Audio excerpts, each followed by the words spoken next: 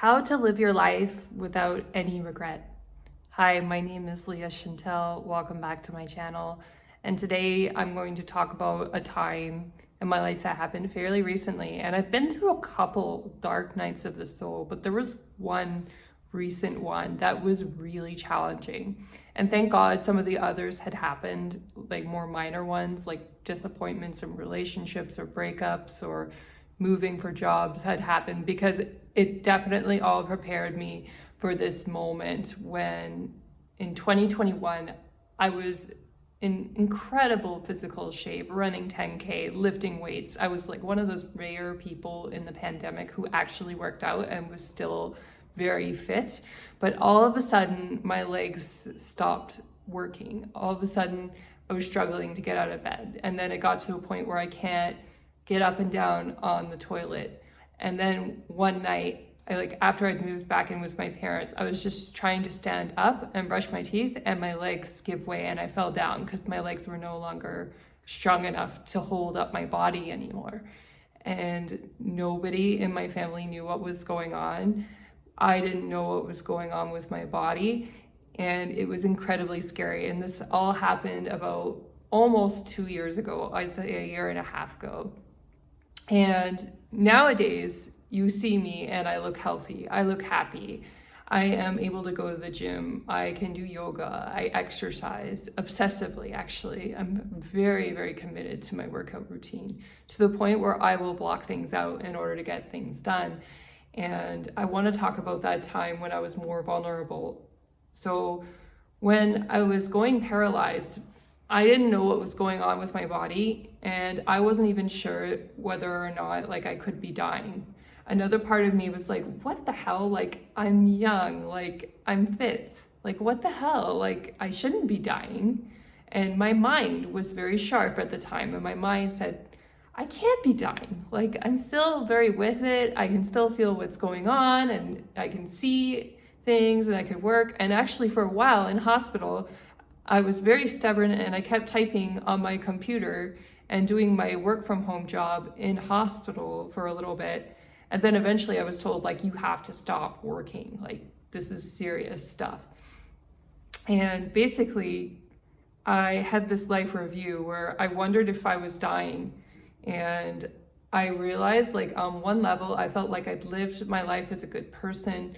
In that sense, I had achieved my life's mission by being a good person, but I also felt that there was much more service that I was meant to give. There was much more work I was supposed to be doing, and I didn't put a lot of content out on social media. I didn't create videos. I didn't release the writing or the books that I wanted to, and I was facing this severe illness where even my fingers were beginning to stop working. I was beginning to lose my ability to chew and swallow.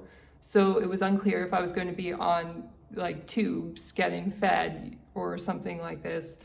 Everyone around me with the same illness had stopped being able to go to the bathroom by themselves, and a lot of them needed to use potties or what are those called? Those little pans that you put under your hips and when you're in bed. I was able to keep my ability to go to the washroom, but unfortunately, most of my body was beginning to shut down. And then I finally got the correct diagnosis of Guillain-Barré syndrome, but they were so shocked that I didn't get treatment right away because the nurses were debating with the doctors. The doctor had been correct and gotten everything right, but the nurses were debating oh, this is expensive medicine, it's costing us a lot of money to get it. In my country, the way healthcare works is the government pays for it, and they're the government can't pay for this if it's not correct, But it was correct, and I eventually did get my treatment that I needed. But I guess my point was, at that time, I went through this life review and I realized there was so much that I needed to do in my life. First off, I handled the illness very well, even though I was doubting whether or not I was going to be alive tomorrow or what was going to happen. I would always smile in my wheelchair, and the reason I was able to smile was that I listened to guided meditations on my phone. I would chat to my uplifting friends on social media, and that really pulled me through. That got me through, and I realized that when I'm better, I have to get back to the world in a more consistent way. I always keep that vulnerable self, that paralyzed self inside my heart. Not to be afraid of the world or tell myself that I can't do it, but she actually pushes me to do more, because she's like, what if my life had gone another way and I ended up in a home and I ended up in a wheelchair for the rest of my life?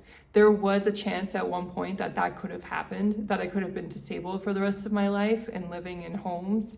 And I fought really hard for my recovery and I got it. But there is always that person inside of me who's vulnerable and who can't move and who's depending on nurses to feed her or take her to the bathroom or take her for a shower. And she's always whispering in my ear, reminding my able-bodied self that you have to move forward, that you have to put videos out there and share your truth with the world. Because what if it had gone another way?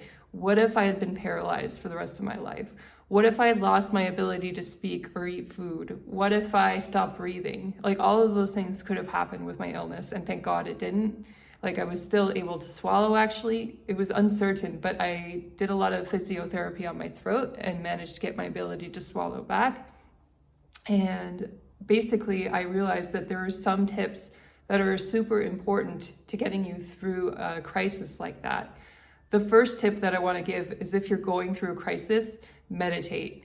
And some people will argument about what kind of meditation is better: silent music, visualization, or a mantra.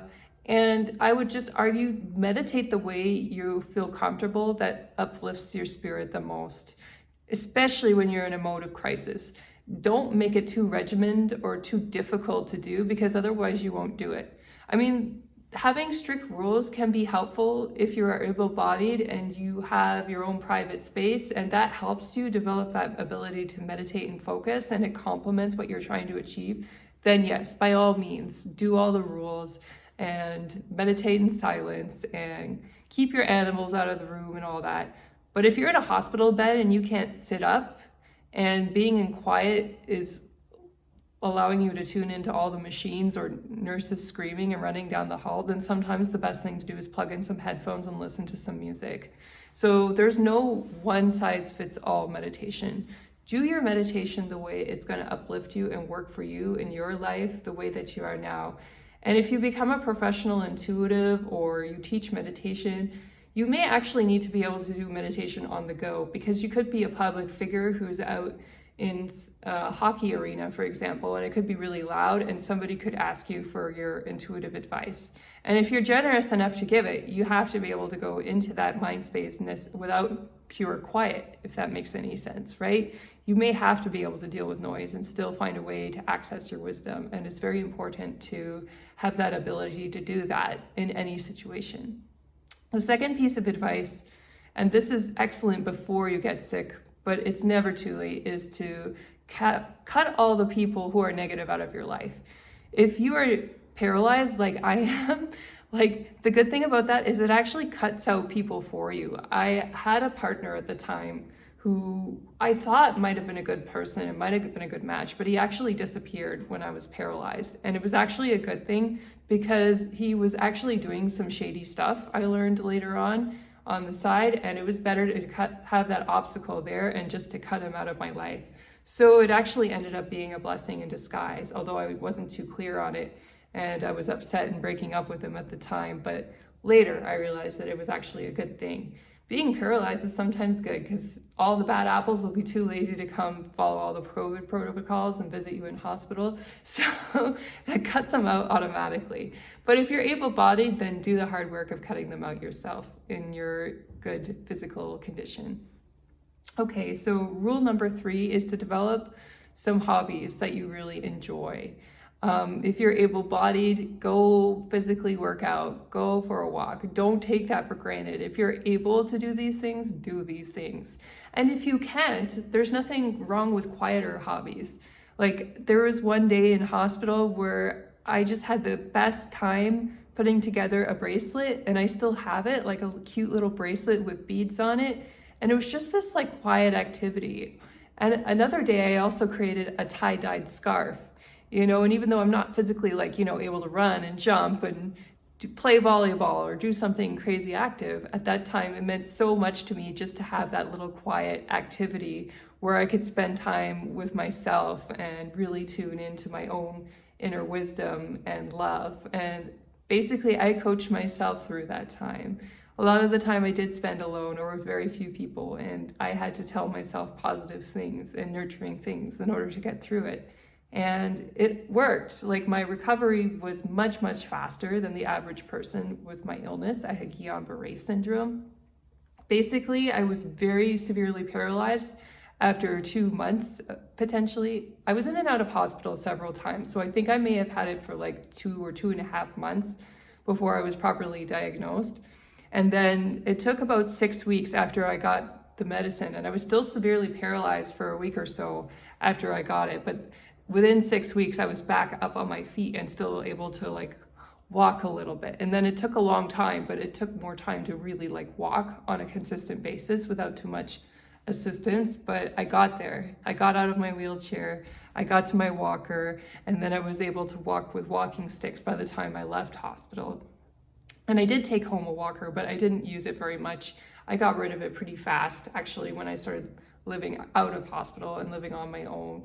And basically, I was able to live that beautiful, happy life again in order to get through it. And these are just a few tips that I've shared today. Obviously, I'm writing a book including so many more things, but those 3 things, like if you meditate, cut out negative people, and do things that you really enjoy, that are really self-loving and self-nurturing, those things are going to really improve the quality of your life. And always remember that part of you that was scared and vulnerable, and protect that part of you. And be the person that you always wanted to become when you do get better. It's worth it. And in life, we're all meant to self-actualize. We're all meant to build our dream lives and build our goals. And even if we do that in a small way by having gratitude and being grateful for whatever we do have in our lives, even if it's very humble and very modest, our humble and modest lives in developed countries are miracle lives compared to people who are living in developing countries, right? Many of them. So don't ever forget that, and be grateful for all of the medical care and all of the help that we do get in our day-to-day society, because it is something that can be potentially taken away, and we are all very lucky to have it. And no, anytime the government can choose to privatize healthcare, really, in my country. And if that happens, then if I ever get sick again, I would have to pay for it. So I'm very grateful that I was not in that financial position during that difficult illness in my life. And that's probably why I'm as well recovered today as I could be, because I had so much help and so much support available. I hope you all enjoyed this video. If you did, please press like. Don't forget to hit subscribe to see more video updates from me. And also, don't forget, if you're in a difficult crisis situation, regardless of whatever it is, I've been through a few myself, and that was my most recent scary one, but I'd be happy to hold your hand and coach you through it if you're interested in coaching for half an hour or an hour at a time. Don't be afraid to go on my website and book me. I am here for you, and I am so loving my new life, and I can show you how to get there too.